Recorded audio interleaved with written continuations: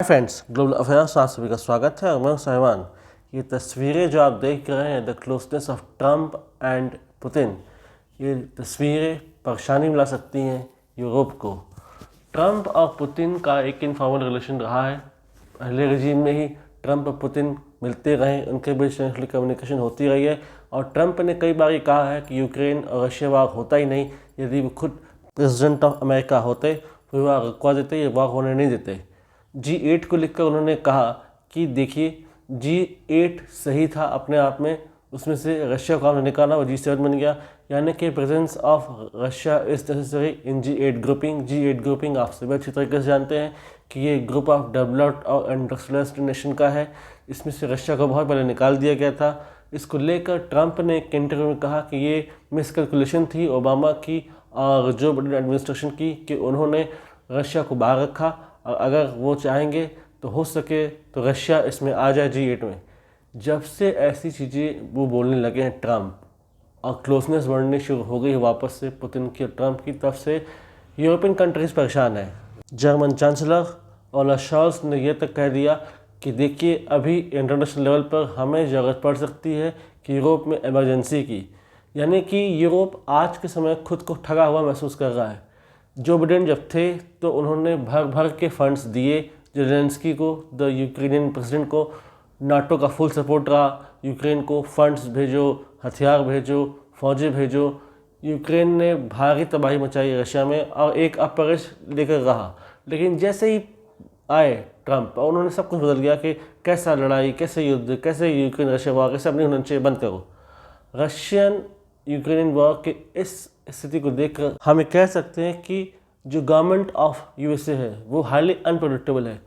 किसी एक राष्ट्रपति की पॉलिसी अलग होती है तो दूसरे राष्ट्रपति की बिल्कुल अलग, बिल्कुल अपोजिट चलते हैं दोनों। एक कहेगा फंड्स ले लो, हथियार ले लो, खुद लड़ाई लड़ो, रशिया और यूक्रेन के बीच लड़ाई होती रहनी चाहिए और हम सपोर्ट करते रहेंगे। वहीं दूसरा आता है, वो कहता है कोई लड़ाई की जरूरत नहीं है, लड़ाई बंद होनी चाहिए, यहाँ पर शांति होनी चाहिए। आज यूरोप खुद को अकेला महसूस कर रहा होगा, खुद को एक ठगा हुआ महसूस कर रहा होगा और उन्होंने यूएसए के भरोसे कुछ ऐसे डिसीजन लिए कि लॉन्गर रन में उनके लिए खतरनाक होंगे। फ्रांस ने, जर्मनी ने इसी भरोसे से रशिया से ट्रेड करना बंद कर दिया था और लेटर ऑन सोचा था कि हम थ्रू प्रॉक्सीज रशिया से लड़ते रहेंगे क्योंकि हमें यूएस की बैकिंग है। लेकिन जब ट्रंप आए तो उन्होंने कहा कि इस वक्त क्या चल रहा है, रशिया के साथ लड़ाई नहीं होनी चाहिए, बल्कि आप रशिया को टेबल्स पे बैठाइए, रशिया को G8 में इंक्लूड कीजिए और यूक्रेन के साथ तो बिल्कुल लड़ाई होनी नहीं चाहिए। यहाँ तक कि जेलेंस्की को उन्होंने ये कह दिया कि अपने रेयर अर्थ मिनरल्स का 50% हिस्सा तो आप यूएस के नाम करो। यानी कि इस हद तक प्रेशर वो डाल रहे हैं यूक्रेनियन प्रेसिडेंट के ऊपर, जहाँ पर यूक्रेनियन प्रेसिडेंट खुद परेशान है कि अब उनका स्टैंड क्या होना चाहिए। इट शोज़ कि किस तरीके से चलती है यूएस की पॉलिसी, कभी अप कभी डाउन, यानी कि हाईली अनप्रेडिक्टेबल। जब ट्रंप ने चुनाव जीता यूएसए का, तब रशियन स्टॉक मार्केट काफ़ी ऊंचा चला गया और जब जब दोनों की टेलीफोनिक कम्युनिकेशन हुई, दोनों के बीच बातचीत हुई, तो उसने एक बट्टा रिजल्ट दिखाया, 5% ग्रोथ रेट दिखाई, उससे ऊपर चला गया। यहाँ तक कि जो रशियन करेंसी है रूबल, वो काफ़ी हद तक जो पिट गई थी, वो भी अब रिकवरी मोड पर है। यानी कि कह सकते हैं कि ट्रंप के जीतने के बाद अगर कोई खुश हुआ होगा तो वो रशियन प्रेसिडेंट व्लादिमीर पुतिन खुश हुए होंगे और अब दोनों ये प्लान कर रहे हैं कि वो साथ में मिले और रशियन यूक्रेन वॉर को ख़त्म करें। सऊदी अरेबिया में वो मिलने वाले हैं।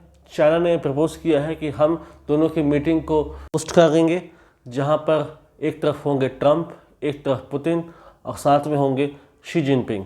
यानी कि इससे देखकर ये भी लग रहा है कि शायद अब रशिया और यूक्रेन वॉर का अंत निकट है, ये समाप्त हो सकता है। इससे यूरोप तो काफ़ी हद तक परेशान है क्योंकि जो उसने डिसीजंस लिए उसे लेकर अब वो पछता रहा होगा कि उसने पहले जो बाइडेन एडमिनिस्ट्रेशन भरोसा किया, लेकिन अब उसी को बैकफायर कर रहा है। यहाँ तक कि जो यूएस के वाइस प्रेसिडेंट है JD वैंस, वो जब यूरोप गए तो उन्होंने कहा कि आपका असल दुश्मन ना चाइना है ना रशिया है, बल्कि यूरोप की खुद की बना हुई पॉलिसीज़ हैं। यदि ध्यान दें तो कुछ हद तक बात सही भी है। जो इमिग्रेशन पॉलिसी है रशिया की और जो भर भर के इलीगल इमिग्रेंट्स यूरोप आते हैं from Africa, Afghanistan and Saudi Arabia, ये समस्याएं खड़ी करते हैं। अभी कुछ दिन पहले दिसंबर के महीने में क्रिश्चियन मार्केट अटैक में एक सऊदी डॉक्टर ने हमला कर दिया था, जिसके कारण काफ़ी लोग मारे गए थे।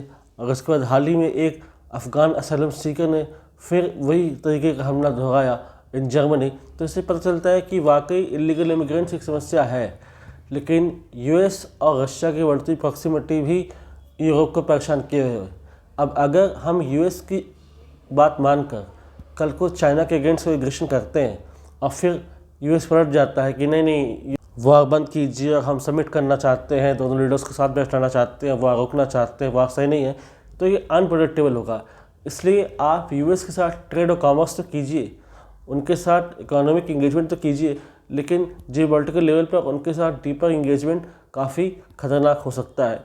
यहाँ तक कि इन्होंने इजराइल तक को परेशान कर दिया था, जो बिडेन ने, इन्होंने हथियार देने से मना कर दिया था अगेंस्ट हमास, अगेंस्ट हिजबुल्लाह। वो तो जब ट्रम्प आए तो फिर दोबारा उन्होंने ऑर्डर साइन किया और फिर दोबारा से हथियार मिलने शुरू हुए इजराइल को। जब ये अपने क्लोजेस्ट एलाइज के अगेंस्ट जा सकते हैं तो फिर इंडिया तो इनका कोई क्लोजेस्ट एलाई है भी नहीं। तो की जो टेक अवेज है फ्रॉम दिस होल इंसिडेंट वो ये है कि आप यूएस पर 100% कभी भी भरोसा मत करें और सतर्क रहें और सोच समझ कर अपने निर्णय लें, सोच समझ कर अपनी पॉलिसी बनाएं, ताकि आप अपने एक सेफर साइड में रहें। इसलिए इंडिया को कम से कम जरूर इससे सीख लेनी चाहिए, क्योंकि अगर आज यूरोप परेशान है तो कल को इंडिया भी इसी गलती के कारण परेशान हो सकता है।